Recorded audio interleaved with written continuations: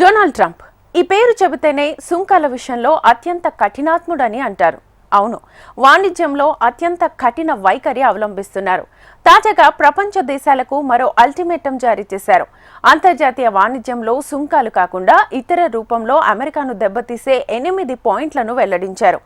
ఏదైనా దేశం వాటిని అనుసరిస్తున్నట్లుగా బయటపడితే తమ దేశంతో సంబంధాలు దెబ్బతింటాయనే స్ట్రాంగ్ వార్నింగ్ ఇచ్చారు. అయితే ట్రంప్ సుంకాల కొరడా దెబ్బలకు యాపిల్ కంపెనీ విలవిల్లాడుతున్నట్లుగా వార్తలొస్తున్నాయి. ఆ వివరాలు ఇప్పుడు చూద్దాం.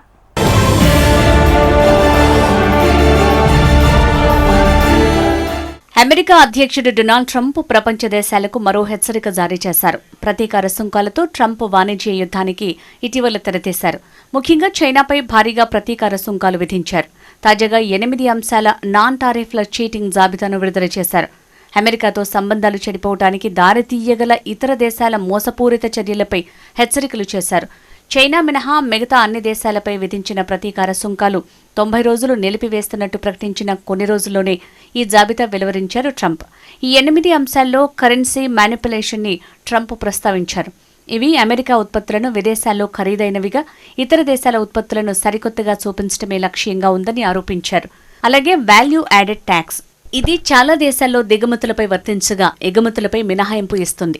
ఇలాంటి చర్యలు సహించబోమన్నారు. తక్కువ రేటుకు డంపింగ్ చేయటాన్ని కూడా ట్రంప్ తప్పుబట్టారు. చైనా వంటి భారీ ఉత్పాదక దేశాలు కారు చౌకగా వస్తువులను తయారు చేసి ఇతర దేశాల్లో డంపింగ్ చేస్తాయి.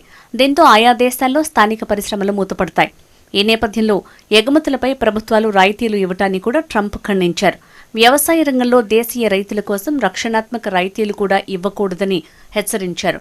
ఇవి కాకుండా నకిలీల తయారీ, మేధో హక్కుల అపహరణ, అమెరికా టారిఫ్లను తప్పించుకోవడానికి మరో దేశం నుంచి ఎగుమతి చేయటం వంటివి కూడా ఉపేక్షించబోమన్నారు ట్రంప్.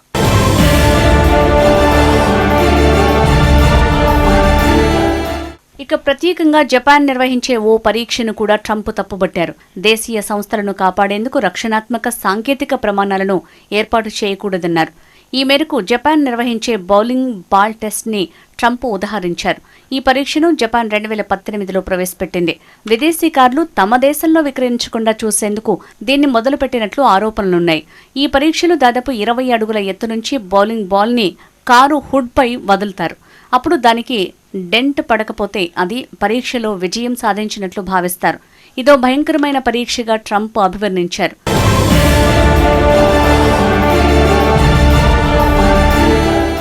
మరోవైపు సుంకాల టెంపరితనంతో యాపిల్ ఐఫోన్కి కొత్త కష్టాలు మొదలయ్యాయి. సెమీకండక్టర్లతో పాటు ఎలక్ట్రానిక్స్ సప్లై చైన్పై తమ అడ్మినిస్ట్రేషన్ దర్యాప్తు చేసిందని ట్రంప్ చెప్పారు.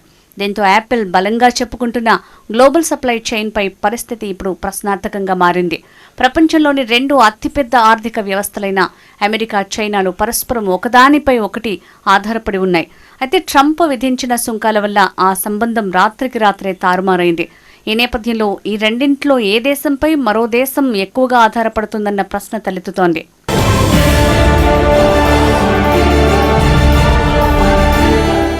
ప్రతి ఐఫోన్ కూడా కాలిఫోర్నియాలో డిజైన్ అయినట్లు తెలిపే లేబుల్తో మార్కెట్లో కనిపిస్తోంది. చాలా మంది జీవితాల్లో భాగమైన ఐఫోన్ డిజైన్ వాస్తవానికి అమెరికాలో రూపొందించినప్పటికీ తయారీ మాత్రం డ్రాగన్ కంట్రీలోనే జరుగుతుంది. యాపిల్ ప్రతి ఏడాది 22 కోట్లకు పైగా ఐఫోన్లను అమ్ముతోంది. వివిధ అంచనాల ప్రకారం ప్రతి 10 ఐఫోన్లలో 9 చైనాలోనే తయారవుతాయి. తలుక్కున మెరిసే స్క్రీన్ల నుంచి బ్యాటరీల వరకు యాపిల్ ప్రోడక్ట్స్లోని అనేక భాగాలు చైనాలోనే తయారు చేస్తారు.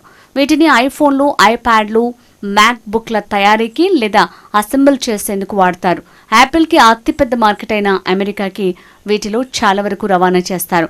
ట్రంప్ గత వారం స్మార్ట్ ఫోన్లు, కంప్యూటర్లు, కొన్ని ఇతర ఎలక్ట్రానిక్ పరికరాల్ని తన సుంకాల నుంచి మినహాయిస్తున్నట్లు ప్రకటించారు. కానీ ఈ మినహాయింపు స్వల్పకాలం మాత్రమే.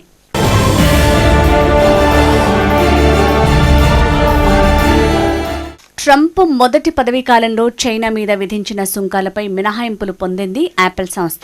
కానీ ఇప్పుడు ట్రంప్ అడ్మినిస్ట్రేషన్ కొన్ని ఎలక్ట్రానిక్స్ పై సుంకాలను రద్దు చేయడానికి ముందు యాపిల్ని ఒక ఉదాహరణగా చూపించింది. అధిక పన్నుల విధింపు అమెరికాలోనే ఉత్పత్తులను తయారు చేయడానికి ప్రోత్సహిస్తోందని ట్రంప్ అడ్మినిస్ట్రేషన్ నమ్ముతోంది.